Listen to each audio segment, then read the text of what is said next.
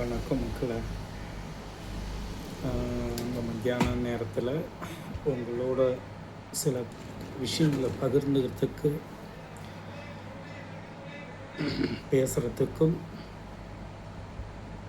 என்னுடைய பதிவை பொறுமையாக நீங்கள் பார்க்குறதுக்கும் உங்களுக்கு முதற்க நன்றி. வருகின்ற காலங்களில் எல்லாம் உங்கள் ஆதரவு எனக்கு தேவை. உங்கள் ஆதரவுலாம் தேவை. நீங்கள் சப்போர்ட் பண்ணுங்கள். உங்களால் நான், உங்களுக்காக நான், உங்களுக்காகவே நான்.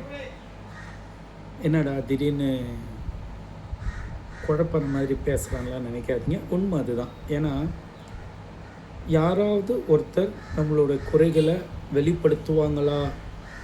ஏன்னா சில பேர் பயந்துன்னு இருப்பாங்க.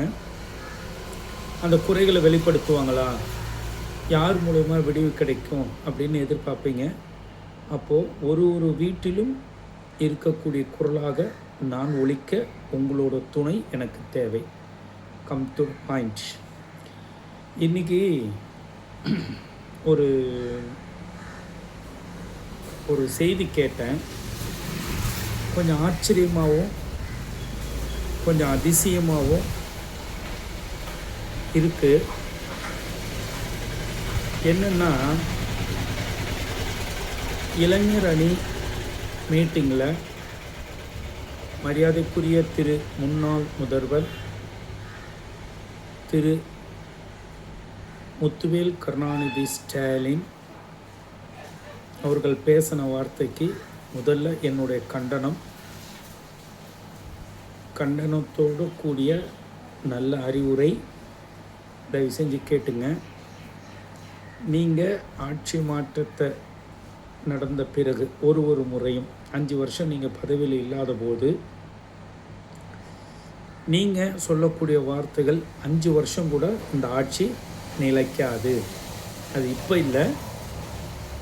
நீங்கள் திரு கலைஞர் ஐயா அவர்கள் இருந்த காலத்திலேருந்து அப்படி தான் சொல்லின்னு வரீங்க. ஏன்னா ஆட்சி விட்டம் வரும்போது 5 வருஷம் கூட இந்த ஆட்சி நீடிக்காது அப்படின்னு நீங்கள் ஜெயலலிதா அம்மா காலத்திலேருந்தே நீங்கள் சொல்லின்னு வரீங்க. அன்னைக்கு இது போல் யூடியூப், ஃபேஸ்புக், இன்ஸ்டாகிராம் மற்றும் மாஃபியா டீம் அதெல்லாம் இல்லை. அதனால் நீங்கள் சொன்னது அன்னைக்கு மக்கள்கிட்ட பெருசாக அது எடுபடலை, போய் சேரலை. அதுதான் பாயிண்ட் நம்பர் 1. அது போகாத காரணம் அன்றைக்கி மீடியா இல்லைன்னு நம்மளுக்கு தெளிவாக தெரியும். இன்றைக்கி மீடியா இருக்குது. ஒரு சின்ன பிள்ளைங்க கையில் கூட இருக்குது. அதை எப்படி திருப்பலான்னா, விஜய் அண்ணன் ஆட்சியை கலைக்கப்படுறாங்க, டிஎம்கே கூட்டணி சதி பண்ணுறாங்க, திமுக பல சதிகளை செஞ்சது, திமுக தான் சாராயத்தை கொண்டு வந்து தமிழ்நாட்டில், திமுக இது வரைக்கும் தாழ்த்தப்பட்டவர்கள் ஒன்றுமே செய்யலை, தாழ்த்தப்பட்டவர்களுக்காக போராடல, இன்னும் பல என்னென்ன கதைகள் இருக்கோ எல்லாம் சொல்லுவாங்க. அதெல்லாம் நம்புவார்கள். ஏனென்றால் இன்று இருக்கக்கூடிய பிள்ளைகளுக்கு 2 திராவிட கழகங்கள் செய்த நன்மைகள் என்னென்னு யாருக்குமே தெரியாது. முதல்ல தயவு செஞ்சு அதை புரிஞ்சுக்குங்க. குறிப்பாக திராவிட முன்னேற்ற கழகத்தில் இருக்கிறவங்களும் அண்ணா திராவிட முன்னேற்ற கழகத்தில் இருக்கிறவங்களும் புரிஞ்சுக்குங்க. புரியாத சும்மா இந்த ஆட்டமாகவே ஆட்டி வடை சுடாதீங்க. நான் சொல்ல வரது என்ன, இந்த வடைக்கு அர்த்தம் அப்புறம் சொல்கிறேன். நீங்கள் இந்த மாதிரி பேசிக்கினே இருந்தீங்கன்னா உங்கள் மேலே மக்களுக்கு வெறுப்பு தான் வரும். ஏன் தெரியுங்களா? இந்த நெட்வொர்க் மாஃபியா இருக்கு பாருங்க, அது நாளொரு வண்ணம் பொழுதொரு மேனி. அது பெரியவங்க சொல்கிற வார்த்தை. நாளொரு வண்ணம் பொழுதொரு மேனி. பல பொய்களையே சொல்லின்னு வராங்க. பல பொய்கள், புரட்டுகள். நீங்கள் எல்லாம் கொலைகாரர்கள், கொள்ளைக்காரர்கள், ஊழல்வாதிகள், ஊழல் பெருச்சாலிகள், ஊழல் இல்லாத உலகத்தில் எந்த நாடுமே கிடையாது.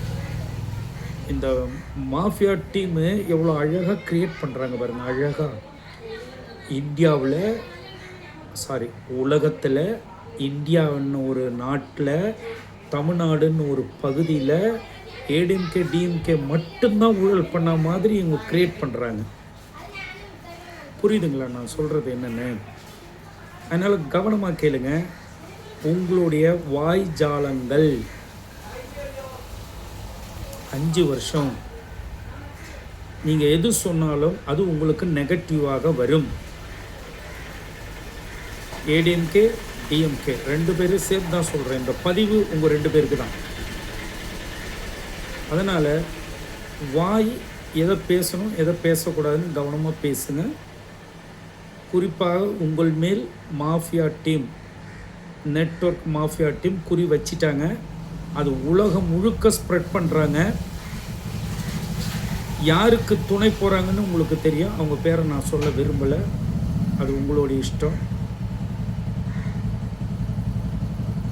ஆனால் நீங்கள் கவனமாக இல்லை என்றால் கேள்விக்குறியாகும். நீங்களும் கேள்விக்குறியாகுங்க. அழகாக உட்கார்ந்து சேம் சைடு கோல் அடிச்சுட்டு வேறு ஆட்சி வரும். அதுவும் நான் சொல்ல விருப்பம்.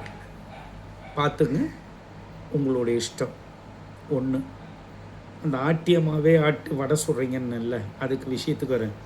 தயவுசெய்து இந்த காலத்து பிள்ளைங்களுக்கு பெரியாரை பற்றியோ, அம்பேத்கரை பற்றியோ, அண்ணாவை பற்றியோ, இன்னும் பல கொடிகாத்த குமரனை பற்றியோ, இல்லை தமிழ்நாடுன்னு பேர் வாங்கிறதுக்கு உயிர் தியாகம் பண்ணவர்களை பற்றியோ, அல்லது பெண்கள் உடை அணியக்கூடாதுன்னு போராட்டம் பண்ணி அதில் உயிர் தியாகம் பண்ணுறவங்கள பற்றியோ, அல்லது மேலே சட்டை போடுறதுக்கு கூட பர்மிஷன் இல்லாத துண்டு மேலே போட்டால் உதச்சி அவமானப்பட்டு கேவலப்படுத்தின வரலாறு பற்றியோ, காலில் செருப்பு போடக்கூடாதுன்னு சொன்ன சட்டத்தை மாற்றி காலில் செருப்பு போட வச்சது சரித்திரத்தை பற்றியோ, அப்புறம் கை ரிக்ஷா ஞாபகம் இருக்குங்களா? ஒரு ஒரு ஒரு முதலாளி பின்னாடி உட்காருவோம், ஒரு தொழிலாளி இழுப்பான், அதை நீங்கள் ஒழிச்சிங்கல்ல, அதை பற்றியோ, அப்புறம் லாட்ரி சீட்டு ஒழிச்சிங்கல்ல, அதை பற்றியோ, தயவு செய்து வரலாறை பற்றி இவங்கக்கிட்ட சொல்லாதீங்க.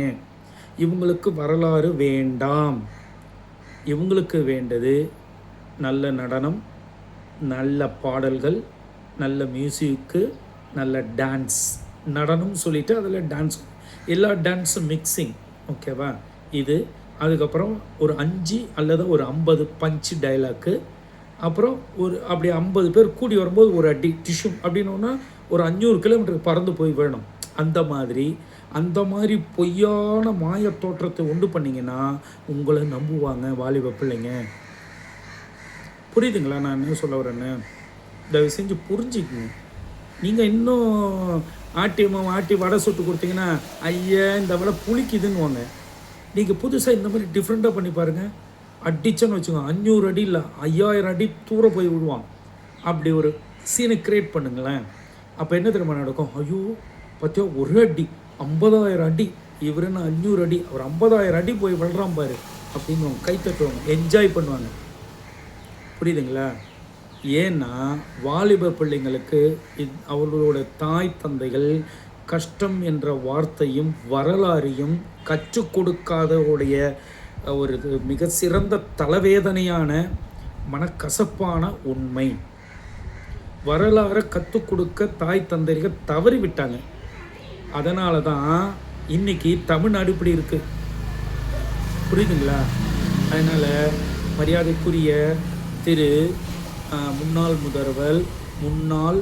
முதல்வர் திரு முத்துவேல் கருணாநிதி ஸ்டாலின் ஐயாவும், முன்னாள் துணை முதலமைச்சர் உதயாநிதி ஸ்டாலினும், அதற்கு முன் இருந்த முன்னாள் முதலமைச்சர் திரு எடப்பாடி பழனிசாமி ஐயா அவர்களும் தயவு செய்து இப்போ இருக்கிற ட்ரெண்டிங் உலகத்துக்கு வாங்க. உங்களால் வர முடியலன்னா அதில் இருக்கிற இளைய சமுதாய மக்களை கூப்பிட்டு வச்சு அவங்கள ட்ரெண்டிங் பண்ண விடுங்க. ஏன்னா இப்போ ட்ரெண்டிங் தான் பெஸ்ட்டு.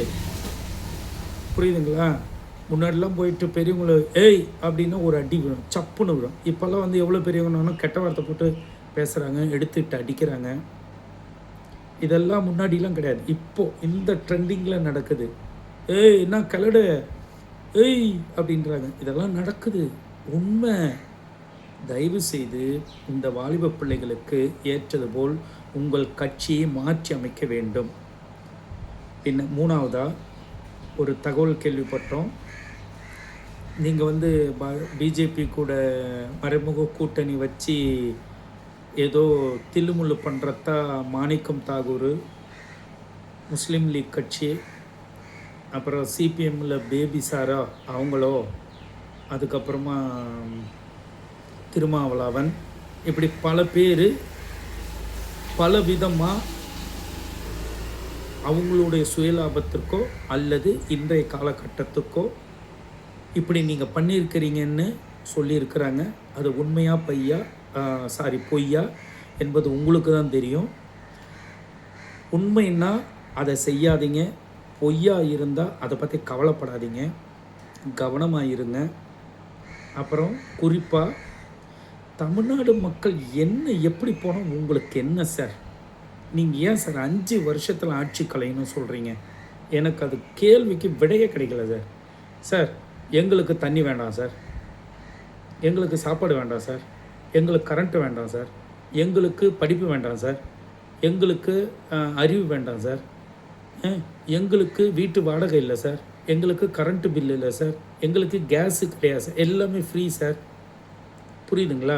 எங்களுக்கு மாதம் ஆனால் 5000 ரூபா வந்துடும் சார், என் சகோதரிக்கு 2500 ரூபா வந்துடும் சார், என் தங்கச்சிக்கு 2500 ரூபா வந்துடும் சார், எங்களுக்கு 10,000 ரூபா இருக்குது சார், மாதம் அக்கௌண்ட்டில் விழுது சார். உங்களுக்கு என்ன சார் கஷ்டம்? எதுக்கு நீங்கள் 5 வருஷத்தில் ஆட்சி கலைன்னு சொல்கிறீங்க? எங்களுக்கு எல்லாமே இருக்குது. எங்கள் வீட்டு பிள்ளைங்க கொலை பண்ணாலும் நாங்கள் இப்படி தான் சப்போர்ட் பண்ணுவோம். புரியுதுங்களா? உங்களுக்கு என்ன அக்கறை தமிழ்நாட்டு மேலே? 2 கட்சிங்களுக்கும் பதவி தானே இல்லை. 5 வருஷம் சும்மா இருங்க, சும்மா இருந்துட்டு போங்க. உங்களுடைய எதிர்கட்சிகளை உங்கள் வேலை என்னவோ அதை செய்யுங்க. உங்கள் கட்சி என்ன வளர்த்தணும், என்ன பண்ணணும், எப்படி டெவலப்மெண்ட் பண்ணணும், உங்களால் மக்களுக்கு என்ன உதவி பண்ண முடியுது எம்எல்ஏ ஃபண்ட்லேருந்து, அதை செஞ்சுட்டு போங்க. உங்களுக்கு ஏன் சார் அக்கறை? கேட்குற கேள்வி புரியுதா உங்களுக்கு? உங்களுக்கு என்ன அக்கறை தமிழ்நாட்டு மக்கள் மேலே? நீங்கள் எதுக்கு அக்கறை எடுத்துக்கிறீங்க? உங்களை நாங்கள் அக்கறை எடுத்துங்கன்னு சொல்லி வீடு விட உங்களுக்கு நாங்கள் மெசேஜ் அனுப்பிச்சோமா? நீங்கள் எதுக்கு அக்கறை எடுக்கிறீங்க? எங்களுக்கு அக்கறை எடுக்காதீங்க. நாங்கள் துண்டில் தோல்வில் போடப்போ ஆசைப்படலை, கஷ்டத்தில் வச்சுக்க ஆசைப்படுறோம். செருப்பு போட ஆசைப்படலை, செருப்பை ஊறி வச்சுட்டு நடக்க ஆசைப்படுறோம். புரியுதுங்களா? எங்கள் பெண்கள் நல்ல உடை போடுறது எங்களுக்கு ஆசை இல்லை, உடை இல்லாத போகணுன்ற மாதிரி நாங்கள் பழைய காலத்துக்கு 50 வருஷத்துக்கு முன்னாடி வரத்துக்கு ஆசைப்படுறோம். நீங்கள் ஏன் சார் இந்த மாதிரி அடிச்சுக்கிறீங்க? உங்களுக்கு என்ன அப்படி பெரிய கவலை?